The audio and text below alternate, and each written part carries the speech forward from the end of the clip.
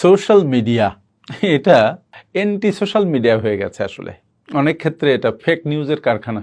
তার মানে উল্টা পাল্টা যত কিছু সবকিছু এখানে প্রদর্শিত হচ্ছে।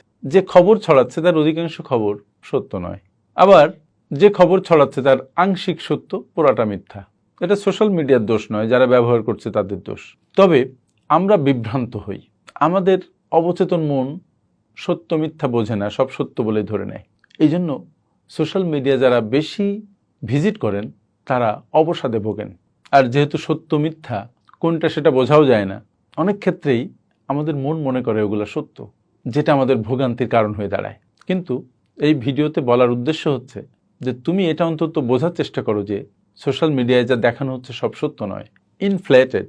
সবাই বিভিন্নভাবে সেজেগুজে নিজেকে উপস্থাপন করছে, আর সেই তুলনায় তুমি অবসাদগ্রস্ত হয়ে যাচ্ছ। তোমার প্রতি আমার অনুরোধ হচ্ছে, কোনো ইভেন্টের সাথে, অন্য কারো জীবনের কোনো ঘটনার সাথে নিজের জীবনের তুলনা করে অবসাদে ভুগো না। অন্যের অনেক কিছু আছে, তোমার নেই, এই দুঃখে দুঃখ পীড়িত হয়েও না। সচেতন হও, সোশ্যাল মিডিয়া থেকে বেস্টটা নেয়ার চেষ্টা করো। নর্দমাও থাকে, পাশে ফুলও থাকে, তুমি ফুলটা নাও, নর্দমাকে অ্যাভয়েড করতে শেখো।